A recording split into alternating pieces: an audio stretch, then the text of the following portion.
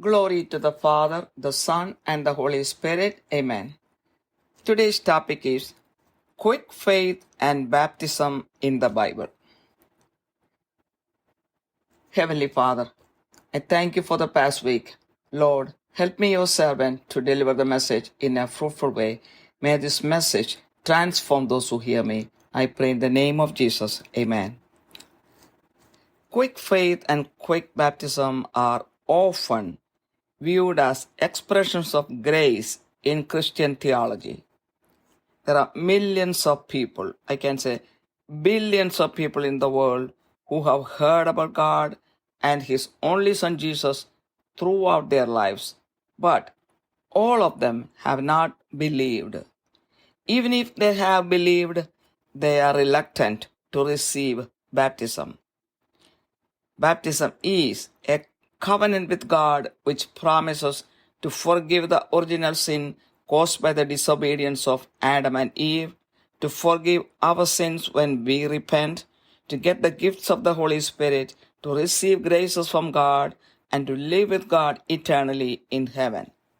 But there are several people mentioned in the Bible who had believed and received baptism as soon as they heard about the salvation plan of God through Jesus. 1. In St. Mark's Gospel, chapter 1, verses 4 and 5, people received baptism from John the Baptist.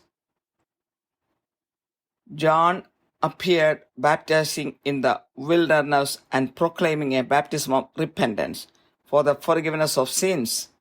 And all the country of Judea and all Jerusalem were going out to him and were being baptized by him in the river Jordan, confessing their sins. They themselves heard and went to John the Baptist and took baptism. 2. In the book of Acts of the Apostles, chapter 8, Philip went to Samaria and proclaimed Jesus to the men and women there. They paid attention to him and witnessed the miraculous healings he performed on many. Immediately, they believed in the gospel and received baptism. In Acts chapter 8, verse 12, it says, "But when they believed Philip, as he preached good news about the kingdom of God and the name of Jesus Christ, they were baptized, both men and women." 3. In Acts chapter 8, we see the baptism of the Ethiopian eunuch. The angel of the Lord guided Philip to walk through the desert road from Jerusalem to Gaza. An Ethiopian eunuch who was a court official was traveling in his chariot, and he was reading the book of Isaiah chapter 53, which is about the crucifixion of Jesus. He did not understand anything. The Spirit of God told Philip to walk by his side. Philip asked him if he understood anything he read. The eunuch said no, and he invited Philip to the chariot and asked him to explain the passage. When Philip preached Jesus to him, he believed immediately.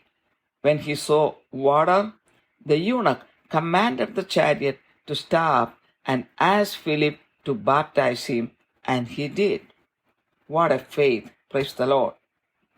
4. In Acts chapter 9, we see the baptism of Paul. Paul was on the way to Damascus to persecute Christians. During his encounter with Jesus on the way, he lost his eyesight. Jesus asked the men with him to guide him to get to the city. At the same time, Jesus told a disciple named Ananias in a vision to meet Paul and pray over him to get healing and to be filled with the Holy Spirit. When Ananias prayed over him, something like scales fell from his eyes and he regained his eyesight. Immediately he believed and received baptism from Ananias. 5. In Acts chapter 5, When Peter spoke the word of God to Gentiles at the house of Cornelius, they got filled with the Holy Spirit. They started speaking with tongues and exalting God. Even before receiving baptism, these Gentiles got filled with the Holy Spirit. In Acts chapter 10, verse 47, Peter said, "Can anyone withhold water for baptizing these people who have received the Holy Spirit just as we have?" And he commanded them to be baptized in the name of Jesus Christ. 6. In Acts chapter 16, we see the baptism of the Philippian jailer. Paul and Silas were imprisoned for preaching the gospel. When they were praying and singing hymns of praise to God, the prisoners listened to them. Suddenly, an earthquake occurred which shook the foundations of the prison. Immediately, all the doors were opened and everyone's chains were broken. The jailer got scared, thinking that he would be in trouble. He asked Paul and Silas what he should do to be saved. In verse 31, they said, "Believe in the Lord Jesus and you will be saved, you and your household." The same night he believed, and soon he and his whole family received baptism. 7. In Acts chapter 18, we see while Paul was in Corinth, several people listened to the word of God. Crispus, the ruler of the synagogue, believed in the Lord together with his entire household. Many of the Corinthians also believed in Jesus, and all of them received baptism from Paul. 8. In Acts chapter 19, we see when Paul was at Ephesus, there were 12 men who had received baptism of repentance from John the Baptist and had never heard about the Holy Spirit. When they heard about Jesus, they were ready to receive baptism. Then Paul baptized them in the name of Jesus Christ. When Paul laid his hands upon them, the Holy Spirit came on them and they began speaking with tongues and prophesying. That means they got filled with the Holy Spirit. I was so impressed when I read about this kind of quick faith and quick baptism in the Bible. I wish the whole world hear about Jesus, believe, and get baptized. This way, the entire humanity gets salvation and eternal life with God in heaven. Also, the world would turn out to be a paradise with one God, one faith, and full of the Holy Spirit. It is with this hope that the Bible is preached all over the world, even in the midst of persecutions, including murder. The Bible is not preached for the intention of spreading Christianity and putting down other religions. The preaching of the gospel of Jesus has nothing to do with religion. It is just showing the mercy of God for the entire humanity. It is showing how much God desires every individual to be with Him in heaven forever. In St. Matthew's Gospel, chapter 28, verses 18 to 20, Jesus said to His disciples, "All authority in heaven and on earth has been given to me. Go therefore and make disciples of all nations, baptizing them in the name of the Father and of the Son and of the Holy Spirit, teaching them to observe all that I have commanded you. And behold, I am with you always to the end of the age." With this, the message ends.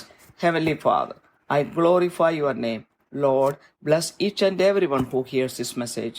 Lord, help everyone who has received baptism to live a holy life, obtain all the graces God has promised, and to live eternally with God in heaven.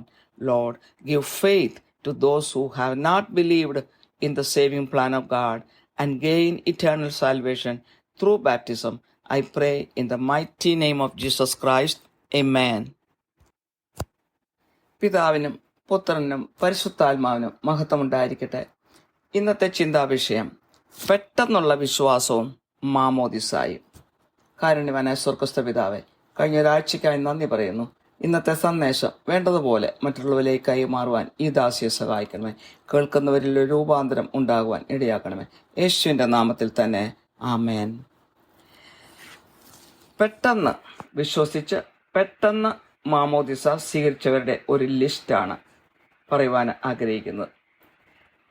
ക്രിസ്തീയ ദൈവശാസ്ത്രത്തിൽ പെട്ടെന്ന് ദൈവത്തിൽ വിശ്വസിക്കുകയും പെട്ടെന്ന് മാമോദിസ സ്വീകരിക്കുകയും ചെയ്യുന്ന കൃപയുടെ ഒരു പ്രതിഫലനമായിട്ട് കണക്കാക്കപ്പെടുന്നു.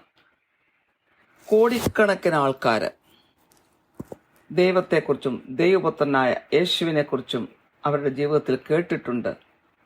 എന്നാൽ എല്ലാവരും വിശ്വസിച്ചിട്ടില്ല. ചിലരൊക്കെ വിശ്വസിച്ചിട്ടുണ്ടെങ്കിലും അവർ മാമോദിസ സ്വീകരിച്ചിട്ടില്ല. അതിന് മടി കാണിക്കുന്നു. എന്താണ് മാമോദിസ എന്ന് മനസ്സിലാകാത്തതുകൊണ്ടാണ്. മാമോദിസായ ദൈവവുമായിട്ടുള്ള ഒരു ഉടമ്പടിയാണ്. ദൈവം തരുന്ന ചില വാഗ്ദാനങ്ങളാണ്. ആദിമാതാപിതാക്കന്മാർ ചെയ്ത, അതായത് ആദവും ഹവ്വായും ചെയ്ത അനുസരണക്കേടുകൊണ്ട് ഉണ്ടായ ആ പാപം ദൈവത്തിൽ നിന്ന് മനുഷ്യരെ അകറ്റി, അങ്ങനെ ആ ഉത്ഭവ പാപത്തിൽ നിന്നും ദൈവം മാമോദിസ വഴി മോചനം നൽകുന്നു. അതിനുശേഷം ഏതെങ്കിലും പാപങ്ങൾ ചെയ്താൽ അനുതപിച്ചാൽ ദൈവം ക്ഷമിക്കുന്നു. പരിശുദ്ധാത്മാവിന്റെ വരങ്ങളെ ദൈവം വാഗ്ദാനം ചെയ്യുന്നു. മറ്റ് കൃപകൾ ദൈവം വാഗ്ദാനം ചെയ്യുന്നു. ദൈവത്തോടുകൂടി എന്നും സ്വർഗത്തിൽ വസിക്കുവാനുള്ള വാഗ്ദാനവും തരുന്നു. ഇതാണ് മാമോദിസ എന്ന ഉടമ്പടി. എന്നാൽ അനേകർ ഇത് മനസ്സിലാക്കാത്തതുകൊണ്ട് മാമോദിസ സ്വീകരിക്കുവാനോ വിശ്വസിക്കുവാനോ തയ്യാറാകുന്നില്ല. വിശ്വസിച്ചാൽ തന്നെ മാമോദിസ സ്വീകരിക്കുവാൻ മടിക്കുന്നു. അവരൊക്കെ മതത്തെക്കുറിച്ചാണ് ചിന്തിക്കുന്നത്. എന്നാൽ ബൈബിളിൽ തന്നെ അനേകര് ദൈവത്തെക്കുറിച്ച് കേട്ട്, യേശുവിനെക്കുറിച്ച് കേട്ട് പെട്ടെന്ന് തന്നെ വിശ്വസിച്ച് പെട്ടെന്ന് മാമോദിസ സ്വീകരിക്കുന്നവരെ നമുക്ക് കാണാൻ സാധിക്കും. ഒന്ന്, വിശുദ്ധ മർക്കോസിന്റെ സുവിശേഷം 1:4-5 വചനങ്ങളിൽ നമ്മൾ കാണുന്നു, യോഹന്നാൻ സ്നാപകൻ മാനസാന്തര സ്നാനം കൊടുക്കുന്നു. ഇവിടെ പറയുന്നു, മരുഭൂമിയിൽ സ്നാനം കഴിപ്പിച്ചും പാപമോചനത്തിലുള്ള മാനസാന്തര സ്നാനം പ്രസംഗിച്ചു കൊണ്ടുവരുന്നു. അവന്റെ അടുക്കൽ യഹൂദിയ ദേശമൊക്കെയും യെറുസലേമിൽ എല്ലാവരും വന്ന് പാപങ്ങളെ ഏറ്റുപറഞ്ഞ് യോർദാൻ നദിയിൽ അവനാൽ സ്നാനം കഴിച്ചുവെന്ന്. അവൻ അവരെ ആരെയും അന്വേഷിച്ച് അങ്ങോട്ട് പോവുകയല്ലേ, കേട്ടറിഞ്ഞ് എല്ലാവരും ഇങ്ങോട്ട് വന്ന് മാമോദിസ സ്വീകരിക്കുകയാണ് ചെയ്തത്. ദൈവത്തിന് സ്തോത്രം. രണ്ടാമത്, അപ്പസ്തോല പ്രവർത്തികൾ 8-ാമത്തെ അധ്യായത്തില് ഫിലിപ്പോസ് സമറിയയിൽ ചെന്ന് അവിടെ യേശുവിനെ കുറിച്ച് അവിടെയുള്ള പുരുഷന്മാരോടും സ്ത്രീകളോടും ഒക്കെ പ്രഘോഷിക്കുവാനിടയായി. അവർ വളരെ ശ്രദ്ധയോടെ കേട്ടിരുന്നു. തന്നെയുമല്ല, അവൻ ചെയ്ത അത്ഭുത പ്രവൃത്തികളെല്ലാം കണ്ടു. പല രോഗശാന്തികൾ അത്ഭുതകരമായിട്ട് സംഭവിക്കുന്ന ഒക്കെ കണ്ട് അവർ വിശ്വസിച്ചു. ദൈവത്തിലും സുവിശേഷത്തിലും വിശ്വസിച്ച് ഉടനെ തന്നെ അവർ മാമോദിസ സ്വീകരിച്ചു. 8:12 പറയുന്നു, എന്നാൽ ദൈവരാജ്യത്തെയും യേശുക്രിസ്തുവിന്റെ നാമത്തെയും കുറിച്ചുള്ള സുവിശേഷം അറിയിക്കുന്ന ഫിലിപ്പോസിനെ അവർ വിശ്വസിച്ചപ്പോൾ പുരുഷന്മാരും സ്ത്രീകളും സ്നാനം ഏറ്റു എന്ന്. മൂന്നാമത്, അപ്പസ്തോല പ്രവർത്തികൾ 8-ാമത്തെ അധ്യായത്തിൽ എത്യോപ്യൻ ഷണ്ഡന്റെ മാമോദിസ സ്വീകരണത്തെ കുറിച്ച് കാണുന്നു. ദൈവത്തിന്റെ ദൂതൻ ഫിലിപ്പോസിനോട് ജെറുസലേമിൽ നിന്നും ഗാസയിലേക്ക് മരുഭൂമിയിൽ കൂടെയുള്ള വഴിയിൽ കൂടെ നടക്കുവാനായിട്ട് പ്രേരിപ്പിച്ചു. അങ്ങനെ ഫിലിപ്പോസ് നടക്കുവാനിടയായി. അപ്പോൾ എത്യോപ്യക്കാരനായ ഒരു ഷണ്ണൻ, ഒരു കോർട്ട് ഓഫീസറായിരുന്ന ആ മനുഷ്യൻ ഒരു രഥത്തിൽ യാത്ര ചെയ്യുകയായിരുന്നു. അവൻ വായിച്ചുകൊണ്ടിരുന്നത് ഐസിയ പ്രവാചകന്റെ പുസ്തകം 53-ാമത്തെ അധ്യായമായിരുന്നു. അത് യേശുവിന്റെ കുരിശുമരണത്തെക്കുറിച്ചുള്ളതാണ്. എന്നാൽ അവന് ഒന്നും മനസ്സിലാകുന്നില്ലായിരുന്നു. അപ്പോൾ തന്നെ ദൈവത്തിന്റെ ആത്മാവ് ഈ ഫിലിപ്പോസിനോട് പറഞ്ഞു, ആ രഥത്തോട് ചേർന്ന് നടക്കുക എന്ന്. അപ്പോൾ ഫിലിപ്പോസ് അങ്ങനെ ചെയ്തു. ഈ ഫിലിപ്പോസ് ഈ ഷണ്ടനോട് ചോദിച്ചു, വായിക്കുന്നത് എന്തെങ്കിലും മനസ്സിലാകുന്നുണ്ടോ? അപ്പോൾ ഷണ്ടൻ പറഞ്ഞു, ഒന്നും മനസ്സിലാകുന്നില്ല എന്ന്. അപ്പോൾ തന്നെ ആ ഷണ്ണൻ ആ ഫിലിപ്പോസിനോട് രഥത്തിലോട്ട് കയറി വരാൻ പറഞ്ഞ് രഥത്തിൽ ഇരുന്ന് ഇതെല്ലാം മനസ്സിലാക്കി തരാൻ പറഞ്ഞു. അപ്രകാരം തന്നെ ഫിലിപ്പോസ് ചെയ്യുകയും ചെയ്തു. ഷണ്ണന് എല്ലാം വളരെ പെട്ടെന്ന് മനസ്സിലായി. അധികം താമസിക്കാതെ തന്നെ അവൻ വിശ്വസിക്കുകയും ഉടനെ കണ്ട ഒരു വെള്ളം പോകുന്ന വഴിക്ക് കണ്ട വെള്ളം കണ്ടപ്പോൾ ആ രഥം അവിടെ നിർത്തുവാൻ എളുപ്പമെന്ന് കമാൻഡ് ചെയ്യുകയും നിർത്തുകയും ഫിലിപ്പോസ് മാമോദിസാവിന് കൊടുക്കണമെന്ന് കൽപ്പിക്കുകയും ചെയ്ത് ആഗ്രഹിച്ച് ചോദിക്കുകയും ചെയ്തു. അങ്ങനെ ഫിലിപ്പോസ് ആ ഷണ്ണനെ മാമോദിസ മുക്കുന്നു. എത്ര പെട്ടെന്നുള്ള വിശ്വാസവും എത്ര പെട്ടെന്നുള്ള മാമോദിസായും. ദൈവത്തിന് സ്തോത്രം. നാലാമതായിട്ട് അപ്പോസ്തല പ്രവൃത്തികൾ 9-ാമത്തെ അധ്യായത്തില് പൗലോസിന്റെ ജ്ഞാനസ്നാന സ്നേഹിതം നമ്മൾ കാണുന്നു. ദമാസ്കസിലേക്ക് ക്രിസ്ത്യാനികളെ പീഡിപ്പിക്കുവാനുള്ള വഴി ഒരുക്കുവാനായി പൗലോസ് സഞ്ചരിക്കുന്ന വഴിയിലാണ് യേശുവുമായി ഒരു എൻകൗണ്ടർ ഉണ്ടാകുകയും അങ്ങനെ ഒരു വലിയ പ്രകാശം അവനിൽ തട്ടിയതുകൊണ്ട് അവന്റെ കാഴ്ച തന്നെ നഷ്ടപ്പെട്ട ഒരു സാഹചര്യമുണ്ടായി. അപ്പോൾ യേശു കൂടെ ഉണ്ടായിരുന്ന ആ മനുഷ്യരോട് പറഞ്ഞു, അവനെ സിറ്റിയിലേക്ക് നിങ്ങൾ കൈ പിടിച്ച് നടത്തി കൊണ്ടുപോകാ എന്ന് പറഞ്ഞു. അപ്രകാരം തന്നെ അവർ ചെയ്യുകയും ചെയ്തു. ആ സെയിം സമയത്ത് തന്നെ യേശു തന്റെ ശിഷ്യനായ അനന്യാസ് എന്ന് പറഞ്ഞ ഒരു മനുഷ്യന് ഒരു ദർശനത്തിൽ കൂടി കാണിച്ചു കൊടുത്തു. നീ പൗലോസിനെ പോയി കാണണം, അവന്റെ കണ്ണിന് സൗഖ്യമുണ്ടാകണം, അവൻ പരിശുദ്ധാത്മാവിനാൽ നിറയണം, അതുകൊണ്ട് നീ അവന്റെ മേൽ കൈവച്ച് പ്രാർത്ഥിക്കണമെന്ന്. അപ്പോൾ തന്നെ അനന്യാസ് അപ്രകാരം ചെയ്യുകയും ചെയ്തു. അനന്യാസ് കൈവച്ച് പ്രാർത്ഥിച്ച നിമിഷം തന്നെ പൗലോസിന്റെ കണ്ണിൽ നിന്ന് ചെതുമ്പോൾ പോലെ എന്തോ വിട്ടുമാറുകയും അവൻ കാഴ്ച പ്രാപിക്കുകയും ചെയ്തു. അപ്പോൾ തന്നെ ഈ ക്രിസ്ത്യാനികളെ പീഡിപ്പിച്ചുകൊണ്ട് നടന്നിരുന്ന ഈ പൗലോസ് ആ നിമിഷം തന്നെ യേശുവിൽ വിശ്വസിക്കുകയും ഉടനെ തന്നെ മാമോദിസ സ്വീകരിക്കുകയും ചെയ്യുകയാണ് ചെയ്തത്. അഞ്ചാമതായിട്ട് അപ്പോസ്തല പ്രവൃത്തികളുടെ 10-ാമത്തെ അധ്യായത്തില് കൊർന്നേല്യസിന്റെ ഭവനത്തിൽ ഏതാനും ജാതികളായ മനുഷ്യർ അവിടെ കൂടിയിരുന്നു. അപ്പോൾ പത്രോസിനെ അവിടെ ആളയച്ചു വരുത്തുകയാണ് ഉണ്ടായത്. പത്രോസ് ചെന്ന് ദൈവവചനം അവരോട് പറഞ്ഞപ്പോൾ അവരെല്ലാം പരിശുദ്ധാത്മാവിനാൽ നിറയുകയും അവർ അന്യഭാഷകൾ സംസാരിക്കുകയും ദൈവത്തെ മഹത്വപ്പെടുത്തുകയും ചെയ്തു. അപ്പോൾ മാമോദിസ സ്വീകരിക്കുന്നതിന് മുമ്പ് തന്നെ ഈ ജാതികളായ മനുഷ്യരിൽ പരിശുദ്ധാത്മാവിന്റെ വരങ്ങൾ അവർക്ക് കിട്ടുവാൻ ഇടയായി. അതിന്റെ 47-ാമത്തെ വചനത്തിൽ പൗലോസ് പറഞ്ഞു, നമ്മെപ്പോലെ പരിശുദ്ധാത്മാവ് ലഭിച്ച ഇവരെ സ്നാനം കഴിപ്പിച്ചു കൂടാതെ വണ്ണം വെള്ളം വിലക്കുവാൻ ആർക്ക് കഴിയുമെന്ന് പറഞ്ഞു. അതായത് ഇത്രയും പരിശുദ്ധാത്മാവ് നിറഞ്ഞ മനുഷ്യരെ ആരാണ് മാമോദിസ സ്വീകരിക്കുന്നതിൽ നിന്ന് തടയുന്നത് എന്ന്. അപ്പോൾ തന്നെ അവർ വിശ്വസിച്ച് മാമോദിസ സ്വീകരിക്കുകയും ചെയ്തു. ആറാമതായിട്ട് അപ്പോസ്തല പ്രവൃത്തികൾ 16-ാമത്തെ അധ്യായത്തില് കാരാഗ്രഹ പ്രമാണിയുടെ വിശ്വാസവും മാമോദിസ സ്വീകരണത്തെയും നമ്മൾ കാണുന്നു. പൗലോസും സീലാസും കാരാഗ്രഹത്തിൽ അടയ്ക്കപ്പെട്ടിരുന്ന സമയമായിരുന്നു. കാരാഗ്രഹത്തിലായിരുന്നെങ്കിലും കാലുകളിൽ ചങ്ങലയുണ്ടെങ്കിലും അങ്ങനെ ബന്ധിച്ച അവസ്ഥയിലായിരുന്നെങ്കിലും അവർ ഒന്നും കൂട്ടാക്കാതെ ദൈവത്തിന് സ്തുതിയും സ്തോത്രവും കൊടുത്ത് സംഗീതങ്ങൾ പാടിക്കൊണ്ട് ദൈവത്തെ വാഴ്ത്തി സ്തുതിച്ചുകൊണ്ടിരുന്നു. ആ സമയത്ത് ആ ജയിലിലുണ്ടായിരുന്ന കാരാഗ്രഹത്തിലുണ്ടായിരുന്ന മറ്റനേകം ആൾക്കാർ അവരെല്ലാം ശ്രദ്ധിച്ചുകൊണ്ട് നിൽക്കുകയായിരുന്നു. അപ്പോഴാണ് പെട്ടെന്നൊരു ഭൂകമ്പം അവിടെ ഉണ്ടായി ആ കാരാഗ്രഹത്തിന്റെ അടിത്തറ തന്നെ ഇളക്കുവാനിടയായത്. എല്ലാ കഥകളും തന്നെത്താൻ തുറന്നു, എല്ലാവരുടെയും ചങ്ങലകൾ പൊട്ടിപ്പോയി. അപ്പോൾ ഈ പൗലോസിന്റെയും സിലാസിന്റെയും ഒക്കെ ചങ്ങലകൾ, അവരെ ബന്ധിച്ചിരുന്ന ചങ്ങലകൾ പൊട്ടിപ്പോയി. അപ്പോഴത്തേക്ക് കാരാഗ്രഹ പ്രമാണി ഭയപ്പെട്ടു പോയി.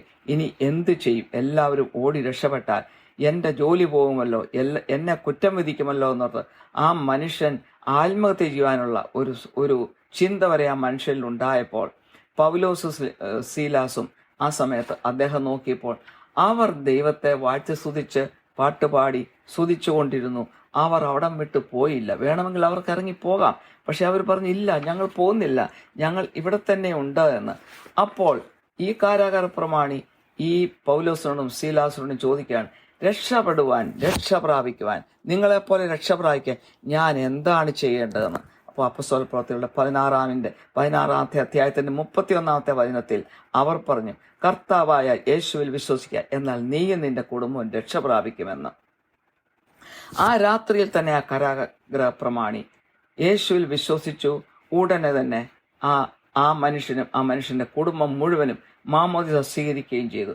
7 അപ്പോസ്തല പ്രവൃത്തികൾ 18-ാമത്തെ അധ്യായത്തിൽ നമ്മൾ കാണുന്നു, പൗലോസ് കൊറിന്ത്യയിൽ ആയിരുന്നപ്പോൾ അനേകർ ദൈവവചനം കേട്ടു. അവിടെ ഒരു സിനഗോഗിന്റെ ഭരണാധികാരിയായിരുന്ന ക്രിസ്പസ് എന്നൊരു മനുഷ്യൻ യേശുവിൽ ഉടനെ തന്നെ വിശ്വസിച്ചു. അവന്റെ കുടുംബം മുഴുവനും വിശ്വസിച്ചു. അനേകം കൊറിന്ത്യക്കാരും യേശുവിൽ വിശ്വസിച്ചു. അവരെല്ലാവരും തന്നെ ഉടനെ തന്നെ മാമോദിസ സ്വീകരിക്കുകയാണ് ചെയ്തത്. 8-ാമതായത് അപ്പസ്തോല പ്രവൃത്തികൾ 19-ാമത്തെ അധ്യായത്തിൽ പൗലോസ് എഫെസോസിലായിരുന്നപ്പോൾ അവിടെ 12 പേര് യോഹന്നാൻ സ്നാപന്റെ പക്കൽ നിന്നും മാനസാന്തര സ്നാനം സ്വീകരിച്ചവരായിരുന്നു. എന്നാൽ പരിശുദ്ധാത്മ സ്നാനം അവർ സ്വീകരിച്ചിട്ടില്ലായിരുന്നു. അവർ പരിശുദ്ധാത്മാവിനെ കുറിച്ച് ഒരിക്കലും കേട്ടില്ല. എന്നാൽ യേശുവിനെ കുറിച്ച് പൗലോസ് പ്രഘോഷിച്ചപ്പോൾ അവർ ഉടനെ വിശ്വസിക്കുകയും അപ്പോൾ തന്നെ മാമോദിസ സ്വീകരിക്കാൻ അവർ തയ്യാറുമായിരുന്നു. അവരെ ഉടനെ തന്നെ യേശുവിന്റെ നാമത്തിൽ പൗലോസ് മാമോദിസ കഴിപ്പിച്ചു. പിന്നെ പൗലോസ് അവരുടെ തലയിൽ കൈവച്ച് പ്രാർത്ഥിച്ചപ്പോൾ അവർ പരിശുദ്ധാത്മാവിനാൽ നിറയുകയും അന്യഭാഷകളിൽ സംസാരിക്കുകയും പ്രവചിക്കുകയും ചെയ്തു. ഇത്രയും അത്ഭുതങ്ങളാണ് ഉടനെ തന്നെ സംഭവിച്ചത്. ഹല്ലേലൂയ. ഞാൻ ഇതൊക്കെ വായിച്ചു കേട്ടപ്പോൾ എനിക്ക് വളരെ ഇംപ്രസ്ഡ് ആയിട്ട് തോന്നി. എത്ര പെട്ടെന്നാണ് അവർ വിശ്വസിച്ച്, എത്ര പെട്ടെന്നാണ് അവർ മാമോദിസ സ്വീകരിച്ചതെന്ന് ഞാൻ ആഗ്രഹിച്ചു പോയി. ഈ ലോകം മുഴുവനും ഇങ്ങനെ ദൈവത്തെ കേട്ട് യേശുവിനെ അറിഞ്ഞ് എളുപ്പെന്ന് വിശ്വസിച്ച് എളുപ്പെന്ന് മാമോദിസ സ്വീകരിച്ചിരുന്നെങ്കിൽ എന്ന് മറ്റൊന്നിനു വേണ്ടിയല്ല, എങ്കിൽ ഈ മനുഷ്യരാശി മുഴുവൻ രക്ഷയിലേക്ക് വരുമായിരുന്നല്ലോ. ദൈവവുമായി ഒന്നിച്ച് ഈ മനുഷ്യരാശി മുഴുവൻ സ്വർഗത്തിൽ ഒന്നിച്ച് സന്തോഷിക്കുമായിരുന്നല്ലോ എന്നോർത്ത് മാത്രം. എങ്കിൽ അത് തന്നെയുമല്ല, ഈ ലോകം ഒരു പറുദീസ ആയി മാറിയന്. ഒരു വിശ്വാസമുള്ള പരിശുദ്ധാത്മാവിനാൽ നിറഞ്ഞ ഒറ്റ സമൂഹമായിട്ട് ഈ ലോകം മാറും. അപ്പോൾ എന്തൊരു സന്തോഷമാണ് ഈ ഭൂമിയിൽ ഉണ്ടാകുന്നത്. ദൈവം എന്തുമാത്രം പ്രസാദിക്കും, ഈ ഭൂമി എന്തുമാത്രം അനുഗ്രഹിക്കപ്പെടുമെന്ന്. മനുഷ്യർ എല്ലാവരും അനുഗ്രഹിക്കപ്പെട്ടേനെ. ഈ ഒരു വിശ്വാസത്തോടും പ്രതീക്ഷയോടും കൂടിയാണ് ബൈബിൾ ലോകം മുഴുവനും പ്രസംഗിക്കപ്പെടുന്നത്. എന്നാൽ ഈ പീഡനങ്ങളുടെയും കൊലപാതകത്തിന്റെ നടുവിലും മനുഷ്യൻ അത് പ്രസംഗിക്കുന്നുണ്ട്. അതിനെ ഭയപ്പെടാതെ തന്നെ പ്രസംഗിക്കുന്നുണ്ട്. കൊലപാതകങ്ങളും പീഡനങ്ങളും അനേക സ്ഥലങ്ങളിൽ ലോകത്ത് നടക്കുന്നുണ്ട്.